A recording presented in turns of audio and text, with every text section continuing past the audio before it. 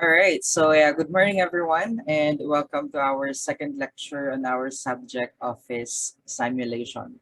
Okay, so from our last lecture, no, as an introduction with the objectives of office simulation, no, I gave you things to expect if you are new in a working environment, no, as well as tips on how you can easily adapt, no, or on how you can easily adjust to the workplace culture shock, no, which is just normal to experience, especially if it's your first time not to work in a professional marketplace.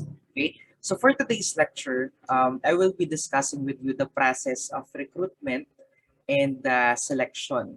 Okay, of course, it is important for you to have a prior knowledge or expectations, no, regarding the process of recruitment and selection so that you would be aware of what to expect, no, and you would be aware of what to do so that in your real life or in your actual experience, now you would be able to ace your application, no? Syempre to secure the position that you would apply for in your chosen company, not that you can apply in the future. Okay. So by the way, before we proceed, no, we are now discussing the module 3 of the instructional material, no, that we are using, and we skip module 2, no, because in that module, uh, in module 2, no, it's just explaining to us what is simulation. Okay, and simulation is self-explanatory. No, that I don't need to elaborate anymore. No, kasi when we say simulation, kumbaga parang we try to imitate or we try to do, no, kumbaga parang nagro-role play tayo, no, ng mga actual na nangyayaring experiences so that when the time that you would be in that real life scenario, you know what to do, no? So we are skipping module 2 and we will now proceed to module 3. Now, so that after I discuss with you the process of recruitment and selection, we can proceed with our simulation activity when it comes to recruitment and selection. Okay, so moving forward, um, let me just share my screen here.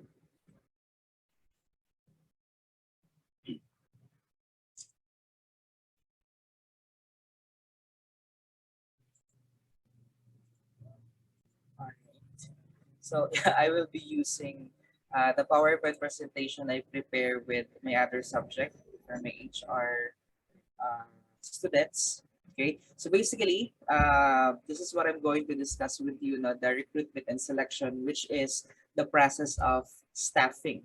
Okay, so bigyan ko na rin kayo ng idea what is staffing. No, pag sinabi natin staffing, it is the process of putting the right people, no, in the right position. Okay, so let's go with the recruitment. So ito yung process, no, na magdadaanan ninyo as a job applicant. Okay? So let us first define what is recruitment. Okay? Recruitment is the process of finding and attracting the potential resources for filing up the vacant positions in an organization.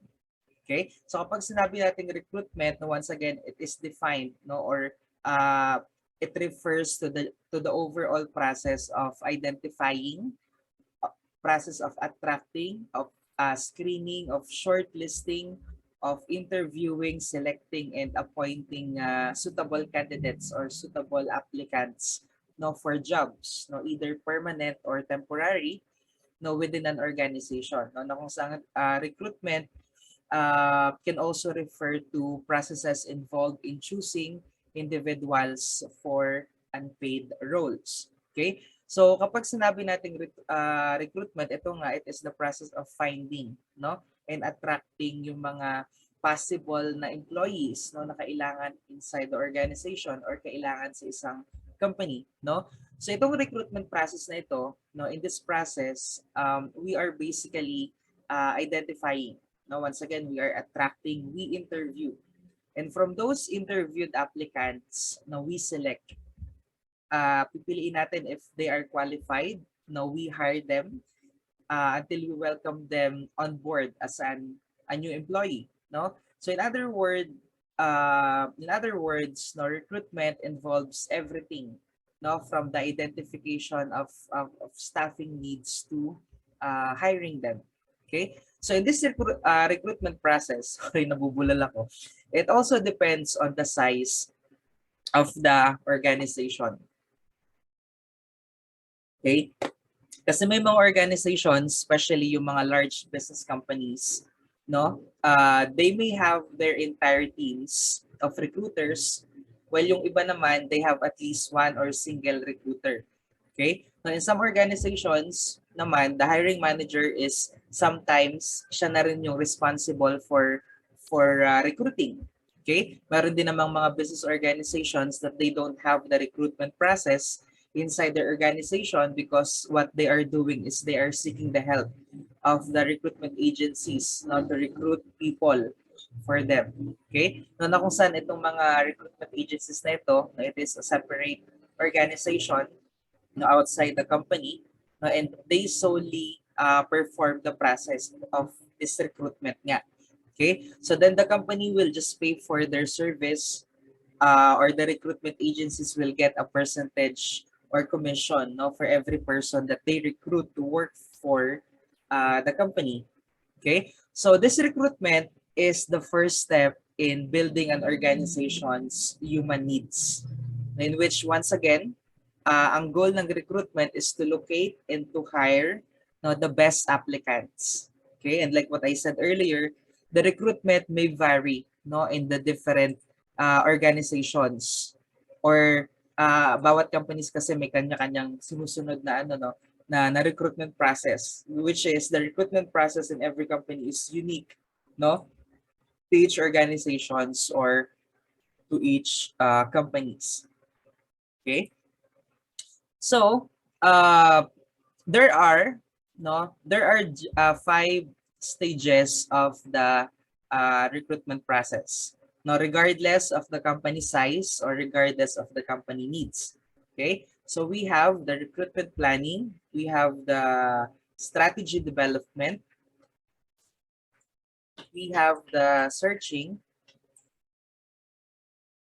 we have screening, evaluation, and control. Yan, lipat ko lang yung aking pagmumukha. Ayan. Okay. Alright, so the first one is the recruitment planning. Okay. I don't know my slide tayo dito. Okay, wala. So the first one is the recruitment planning. Okay, so once again, regardless kung anong size ng company, regardless kung maliit or malaki, now basically every companies, every organizations are following this basic recruitment process, and the first one is the recruitment planning. Okay? So dito sa recruitment planning, no, it involves translating probable job vacancies, no, and information surrounding those vacancies into a set of objectives and or targets that specify, no, how many or what type of job applicants will be needed, no, to fill those vacant positions or to fill those roles. Okay? So, and based from my experience, no, since naging project manager ako ng isang brand campaign before, okay, on the perspective of the company as the recruiter or the one who implements the recruitment and the selection process, no, before, bago kami mag-open for recruitment, now we should plan first. Now we need to identify first ano pa ba yung mga positions ano pa ba yung mga positions na vacant pa, ano pa yung mga positions na wala pang na-hire, or in that positions ilan ang kailangan nating i-hire, and what are the requirements that we need to require, no, for a certain applicant to be qualified on those job vacancies or job positions. And we also identify what are the duties and responsibilities required now for them to perform. Okay? So ano ba ang benefit that we can get for recruitment planning? So once again, I'm saying this as a recruiter, perspective of a recruiter before, no? So ano ba yung benefit that we can get for recruitment planning? Okay? So itong recruitment planning na ito, it makes the hiring process smoother. Okay, and it acts as a qualifying guideline. It acts as a qualifying guideline for the applicants, no? So this helps employers to ensure, no, that they are hiring applicants with the qualifications and the skills needed. No, kasi kung wala tayong isa-set na recruitment planning, hindi naman pwede na basta lang tayo mag-hire ng tao without us knowing ano ba yung mga duties and responsibilities that we will assign them, no? Or ano ba yung mga duties and responsibilities that we will require, no, for them to perform after we hire them. Okay? So, yun nga, this recruitment planning, no, it acts as a qualifying guideline for the applicants. So it will help the employers to ensure, no, that we are hiring the right people, no, with the qualifications and skills needed, okay, for the job. Okay, and with a good recruitment plan, no, the companies are able to find qualified employees in a timely manner, no, para maiwasan natin yung lapses in employment. Okay, so that's the recruitment planning. Next stage after the recruitment planning is the strategy development. Okay, so dito sa strategy development, since from the recruitment planning, di ba, sa recruitment planning, na-identify na natin kung ilan and what kind of applicants we need. Now, what we need to do is to decide on its strategy, no, and to develop that strategy ng pagre-recruit na gagawin. Now, this will entails us deciding whether to make or buy employees, whether or not to use the technological sophistication na tinatawag. Now, sa strategy development ng pag-hire, meron tayong tinatawag na make or buy at meron tayong tinatawag na technological sophistication. Okay? So, itong make or buy and this technological sophistication, no, that I mentioned, these are the two most used and developed strategies for recruitment. Okay? So in recruitment, as a recruiter, as the company, ito yung pinaka-common na ginagamit na strategy. The first one is the make or buy, and the second one is the technological sophistication.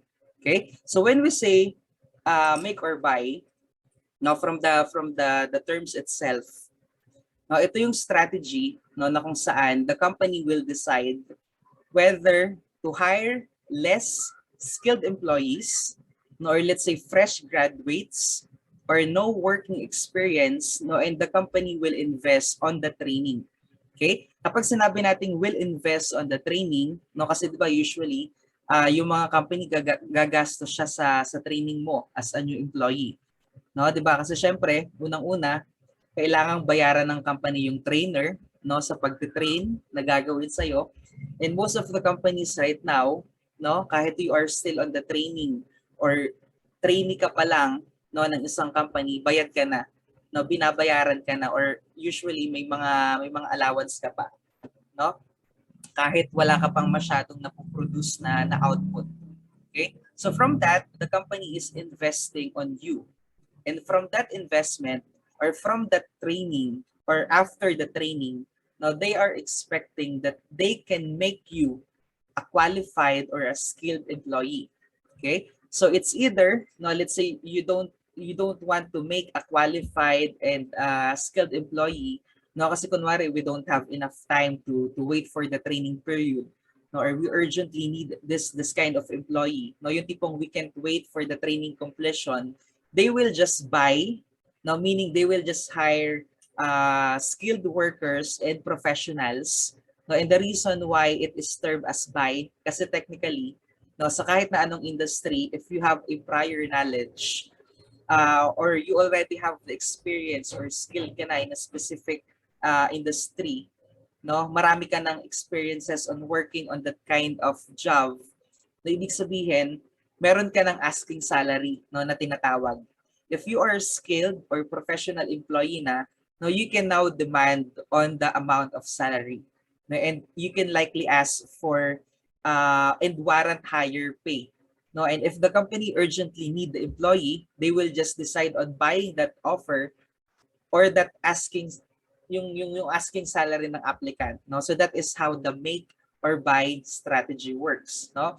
So that is one of the most used recruitment strategy, no? Make or buy. So pag sinabi nating make, from the word make, sabihin gagastos yung isang company to nabayaran yung training, yung trainer, then mag-i-invest on the training, no, kahit wala ka pang napuproduce na pera for the company, may ano ka na, may sweldo ka na, no, binabayaran ka na. Or buy, meaning mag-hire na agad sila nung hindi na nila kailangang i-train, but the consequences there is yun nga lang, medyo mataas ang i-offer na salary kasi nga normally kapag may experience ka na, kumbaga parang meron ka ng experience sa trabaho before or nakailang years ka na nagtatrabaho sa ganung positions, so meron ka ng asking salary or kumbaga mataas na yung ano yung package deal mo.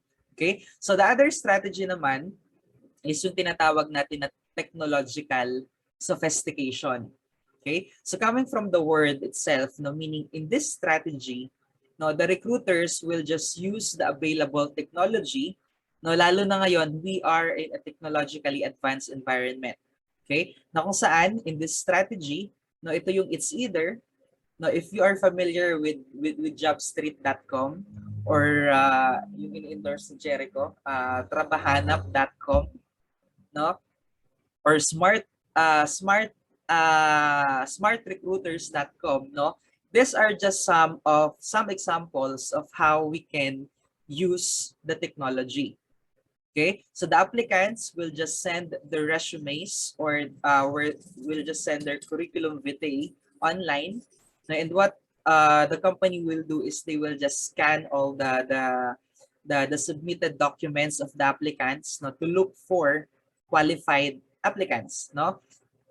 Especially because of the pandemic, no, some companies they are just requiring the applicants, no, to send application videos or they just set up an online interview or phone call interview, no, na kung saan it becomes convenient for them, no. So those are just some of the strategies, no, that we can develop, no, as part of the recruitment strategy development process. Okay, so the next process is the searching and screening, respectively. Magkasama yung searching and screening, no, magka-partner. Okay, so I think these terms are self-explanatory, no, the searching and screening, and there's no need for me to elaborate more on what do these terms mean. Okay, but basically in searching, out of those applicants, no, who submitted their applications, out of those applicants who submitted their resume or their curriculum vitae, no, the recruiters or the company or the HR, now we search for the possible qualified applicant. And after that, no, we perform the screening. Okay, so the screening is one of the most important step of the recruitment process because this refers to the part, no, na kung saan yung mga applicants or the candidates are more closely reviewed and shortlisted. So may shortlisting pa yan na tinatawag, and it can be conducted through different types of interviews. No, so meron tayong mga phone interview, no, natatawagan ka via the phone number you provided, or pwede rin i-schedule ka for take face-to-face interview. And because of the pandemic that we have right now, normally, no, karamihan na ngayon, they are adapting to the virtual interview, which is nag-brand out. Ayun ulit. Ikakat ko na lang.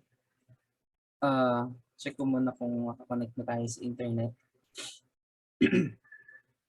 And this is the reason why I'm just recording the lecture. No, kasi maya-maya nagba-brand out.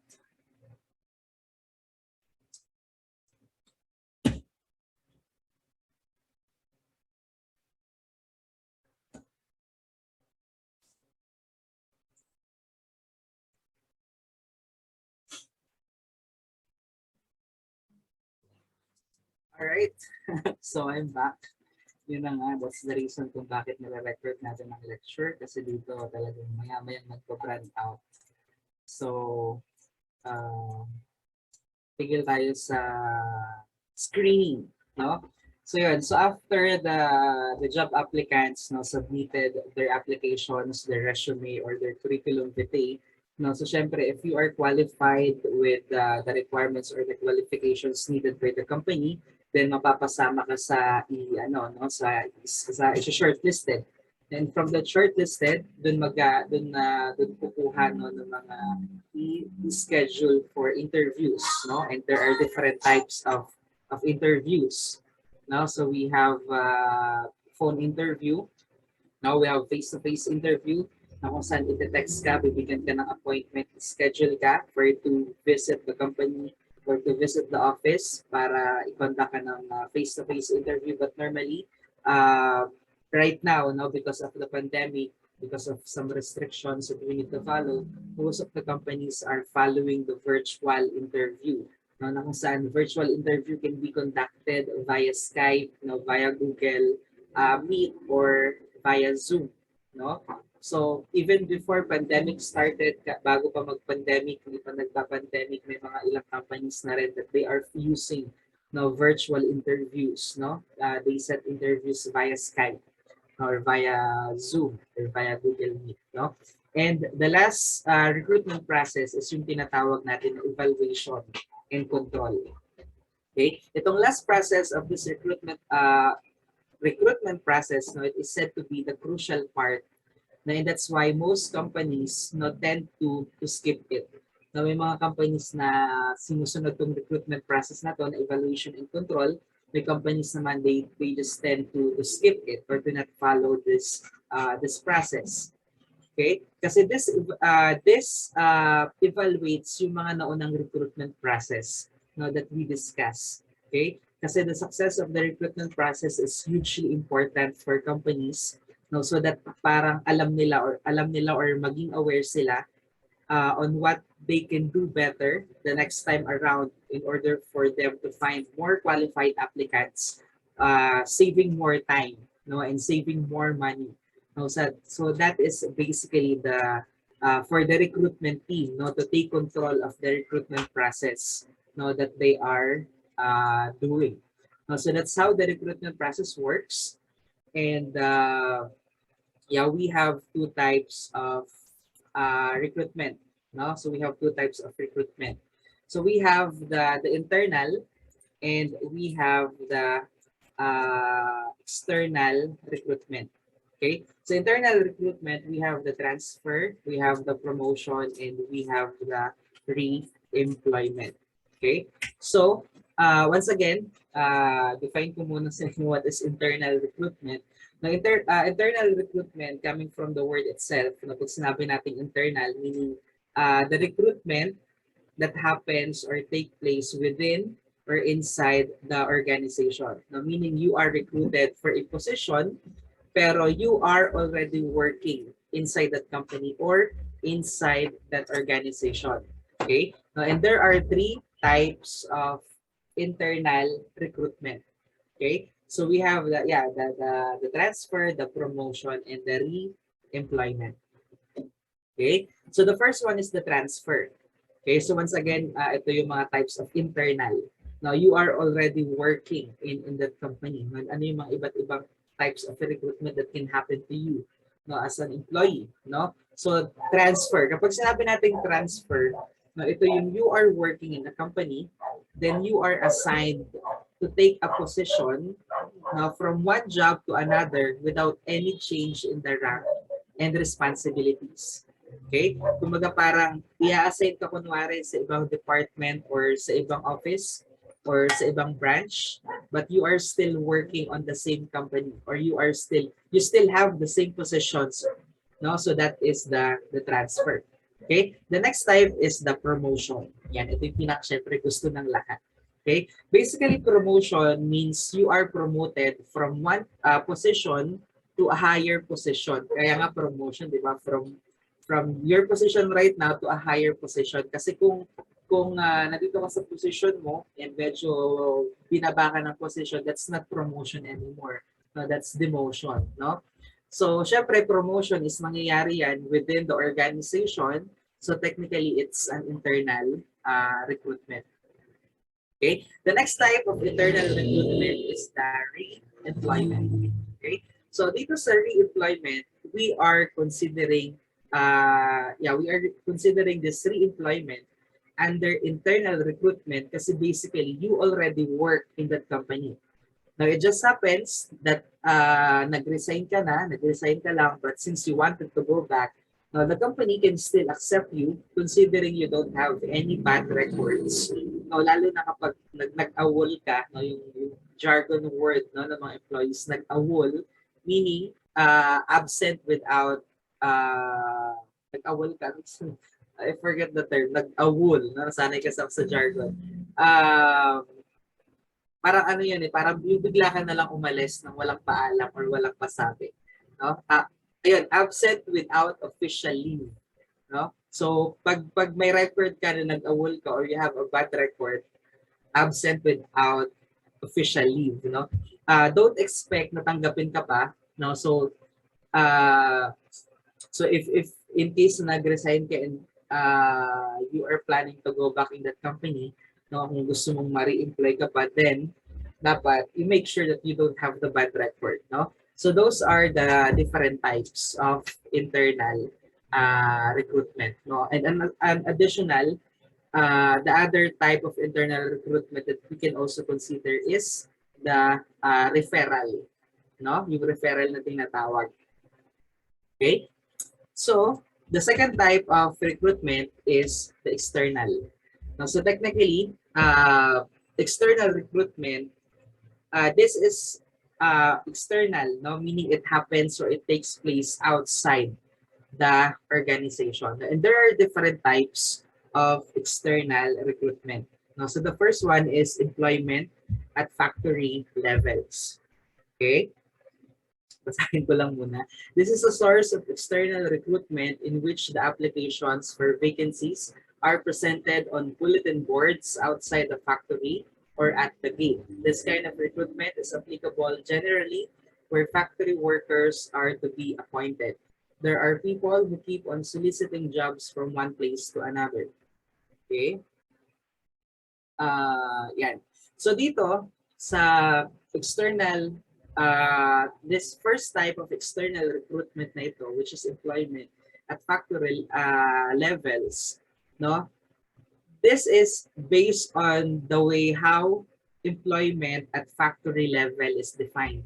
No, we can say that it is the traditional way on how small businesses are recruiting people, no, to apply for a vacant position. No, ito yung nakikita natin na nakapost at nakasabit sa gate or sa pinto, no? May nakasulat na job vacancy, inquire inside, ganon, no? So from that, once may interested na nakakita, no, they will just go inside and apply, no? So ito yung employment at factory levels. Okay? The second type, the second type of external recruitment is through advertisement. Okay? It is an external source which has got an important place in recruitment procedure. The biggest advantage of advertisement is that it covers a wide area of market and scattered applicants can get information from advertisements. Medium use is newspaper and television. Okay? So before the companies, if in case they need to announce to the public that they have job vacancies available, if in case they need to announce gusto nila ipaalam na mayroong mga trabaho na available na nag-hire, now they will use this power of advertisement of newspapers and magazines. Okay? Kaya nga 'di ba sa newspapers merong classified ads section. Wait lang. Magugulo lang ako. Okay? So on that qualified ads, doon naka-display yung mga job vacancies or positions na kailangan. Now, so that's how external recruitment works through advertisement. Okay? The next type of external recruitment is the employment exchanges. Now, there are certain employment exchanges which are run by government. Most of the government undertakings and concerns employ people through such exchanges. Nowadays, recruitment in government agencies has become compulsory through employment exchange. Okay? So itong employment exchange naman, this is an external recruitment that takes place through a government agency. No, like for example, if you are familiar with PESO, no, yung PESO or the Public Employment Service Office. No, na kung saan bawat municipio or municipal hall meron silang PESO office. No, na kung saan there are private or public companies who collaborate with these government agencies like the PESO, no, na kung saan this PESO, the Public Employment Service Office, sila yung mag-a-accept ng mga applicants and sila ang magde-deploy sa mga offices, no, that they have in partnership with, no. So that is an external recruitment, no, for the company. Okay? So then meron naman tayong mga tinatawag na employment agencies. Now, there are certain professional organizations which look towards recruitment and employment of people.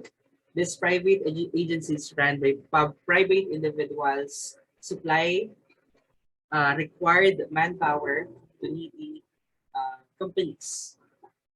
Okay, or yeah. Like what I said earlier, no, may mga companies that they seek the help of the employment agencies. Now, for these employment agencies to help them with the recruitment. Okay, so that is employment agency. Next, meron din tayong educational institutions. Now, there are certain professional institutions which serve as an external source for recruiting fresh graduates from these institutions or institutes. This kind of recruitment, parang mali ang grammar ko dito sa aking PowerPoint. This kind of recruitment is done through such educational institutions. It's called as campus recruitment. Okay? So dito sa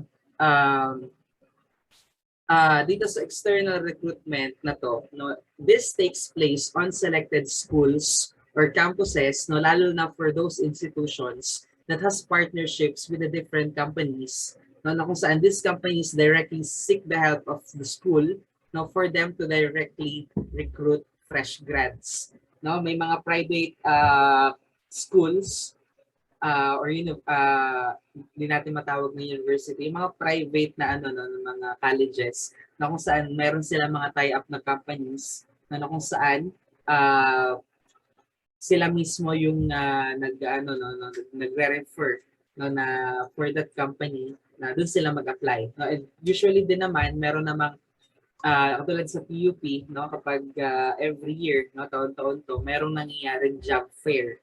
Na kung saan may mga companies na pumupunta doon and mga students are required to attend the career talk. Then after that, nandun yung mga iba't ibang booths, no, that they can submit their applications, they can submit their resume or their curriculum vitae, no, which is they really target to hire fresh grads or pag-graduate pala. Okay? And meron pa ba ito? Yeah. Recommendations. Now then we have this recommendation as part of the external recruitment. Okay? So this recommendation naman, it happens depending on the type of organizations. Okay? May mga ilang organizations that they are doing this and may mga organizations naman that they are not doing recommendations. Wala na ako ng boses. Okay.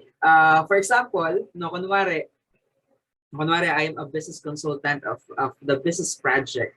No? So let's say meron akong consulting clients, no, that they are opening for job positions.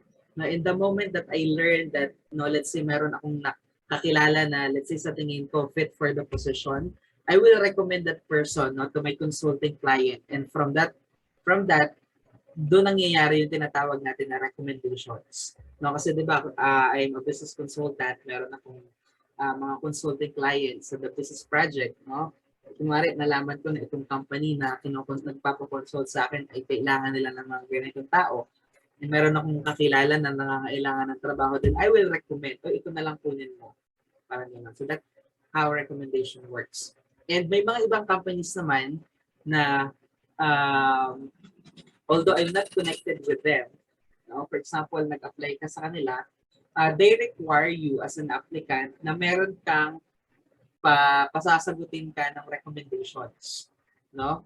Mga or let's say for example yung mga character references na nilagay mo, no, kailangan magbibigay sila ng mga recommendation forms. No, may mga companies na gano'n, no, na nag-apply ka, then part of their screening and evaluation process is dapat meron kang mga character references na magbibigay ng parang sasagutan yung recommendation form or recommendation sheet, no? So that is recommendation. Okay? All right. So I think this is the last one, the labor contractors. These are the specialist people who supply manpower to the factory or manufacturing plants. Okay. From the name itself naman, no, in this external recruitment type, this usually happens for skilled jobs on contractual basis. No, na mayroong isang contractor, no, na babayaran ng isang company, and that contractor na ang bahalang maghanap ng employee to help the contractor finish the project. No? So that's that's everything that we need to learn about the recruitment process. And as part of the recruitment process, no, meron tayong ngayong tinatawag na selection process. Okay? In this selection process, it is basically a process no, na kung saan the HR are picking or the recruiters are selecting the right applicants with the qualifications or specifications that you are looking for, no, para i-fill nila yung available jobs in the organization. Okay? So itong recruitment and selection process na dinidiscuss ko sa inyo, no, the procedures that we are doing here varies depending on the type or size of the organizations. Okay? No, kasi every organization, no, they design their selection process which depends on their urgency of hiring people for the job vacancy na kailangan no, ng isang company. No? In this recruitment and selection, there is a procedure no, that comprises of systematic steps. Okay, so these steps that I'm talking about are the steps, no, that you can read on your instructional materials. No, and those steps are all self-explanatory. No, so I just want you to visit, to browse the instructional materials natin and read from there, no, the processes. No, so basically, ito yon, no. So we have the preliminary interview. No, we have the receiving applications, we have screening of applications, the employment tests, we have the interview, we have the reference checking, we have the medical examination, and final selection. So talagang marami kang pagdadaanan before you finally be welcomed on board as a new employee. No? So, as part of as simulation, kasi yun yung subject natin, di ba? As simulation is concerned, no, we will be or you will be experiencing no, some of this process. No, syempre hindi mawawala ang interview. Okay, and I will also let you experience yung Versan and the other type of test. I forget the term, pero ipapatry ko sa inyo yun. Okay, and I will have a separate discussion regarding with that. Okay, so basically, those are the steps no, involved in the recruitment and selection process. No, so ito yung pinagdadaanan ng mga job applicants before they can be qualified no, to work for a company. No, and once they are qualified and accepted, or once you are qualified and accepted as a new employer no, in the company, no, the next process is yung tinatawag natin na induction and training. No, induction training. Okay? Which, kapag sinabi nating induction, no, it is concerned with the process na kung saan, syempre, since you are new to the company or you are new to the work environment, no, you need to undergo this process. in which you are introduced or you need to be orient, no, as a new employee to the organization. No, kasi uh, as a new employee, no, syempre you need to be familiarized, no, with your unit, na kung saan ka magtatrabaho, kung sino yung magiging boss mo or sino yung magiging supervisor mo or kung sino ang magiging fellow employees, no, na magiging katrabaho mo. Okay? And dahil bago ka lang, no, you also need to be informed about the working hours, no, the facilities that you are allowed to go to or the facilities that you are allowed to use, no, or something like that. No, that is induction. Okay, so as we can read here, to help them to become familiar with their new work environment and the people working around them. No? Then for the training naman, syempre, training is important kasi this training will help you, no, as the new employee, no, to increase your skills and knowledge that you need to perform your job. No, so in this training, the company is letting you know what to do, no, until you become familiar of the task na kailangan mong gawin. No, kasi lalo na kung syempre bago ka pa lang dun sa trabaho, no, pangit naman na hindi mo pagdadaanan itong, hindi ka i-induct or walang orientation na magaganap or walang training, then paano mo malalaman kung ano yung gagawin mo? Di ba? Mamaya mali-mali na pala yung ginagawa mo. You don't have an idea. So that's why normally all of the new employees are kailangan nilang pagdaanan tong induction and training. No? So for them to know what you need to do or for you to know kung ano yung kailangan mong gawin until you become familiar of the task na kailangan mong gawin in that company. No? Then after the training, now let's also consider the employee development. Okay? This is also a part of the staffing function.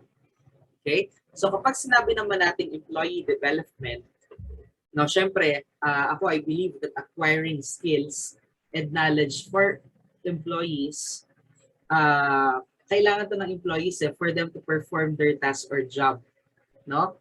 Because let's say bagong employee ka, and let's say nakapag-training ka na, alam mo na yung ginagawa mo, but it should not end with the training alone. No, let's say for example, kahit matagal ka nang nagtatrabaho sa company, nakapag-train ka na, ilang years ka nang nagtatrabaho, dapat meron ka pa ring employee development na tinatawag, no? Kasi let's say you are already working in the company for a long time na, you still need this employee development. No, this employee development, this is a process of working with employees for them to improve or for them to enhance or to refine yung existing skills, no, and knowledge na alam na nila, no, kasi possible may mga changes na pwede nilang gawin, no, or pwede nilang magamit pa, no, para mas mapadali yung trabaho na gagawin nila. Okay, so that is employee development, no? So kahit matagal ka na nagtatrabaho inside that company, we need to receive some feedbacks. Now we need to receive additional training, no, para mas mapaganda or para mas maging better yung ginagawa nating trabaho inside the company, no? Then meron tayong tinatawag na remuneration or compensation. Okay? So itong remuneration or compensation na ito, it is the amount of money that everyone or every employee should receive, no, for performing the tasks or performing the duties or for rendering, no, your service for the company. No, kasi syempre ikaw, hindi ka papayag na nagtatrabaho ka pero wala kang nakukuhang sweldo. No, not unless volunteer worker ka, no? Pero kaya nga tayo nagtatrabaho para meron tayong sweldo. No, so we need to receive the salary. Now we need to receive the bonus and other financial compensations for working, no, inside the company. No, so basically that's how recruitment works. And of course, as a job applicant, no, in order for you to show your intention that you are planning or that you wanted to apply in a specific or in a particular company, is you need to submit an application.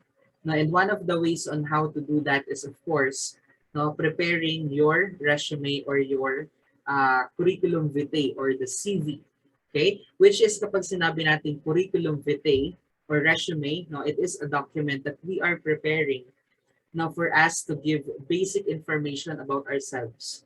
Now, basic information about you, no, your education, your work, your work experiences, your achievements, your skills, and that would be something relevant and related dun sa position no, na pinag-a-applyan mo. Okay? And I think there's no need for me to elaborate more on what curriculum vitae is or what resume is because it is something that you are already familiar with, no? And there are a lot of available resumes or curriculum vitae format or curriculum vitae maker no na available on the internet no in which you just need to choose a format and you can easily craft or you can easily create one no for yourself. No, and as far as our subject office simulation is concerned, no, as part of our recruitment activity, no, you will all assume that you would be applying, let's say for example, from a company. No, so within this week, I will be posting a job vacancy. Ano ba yan? Burnout na naman. Patapos na ako eh.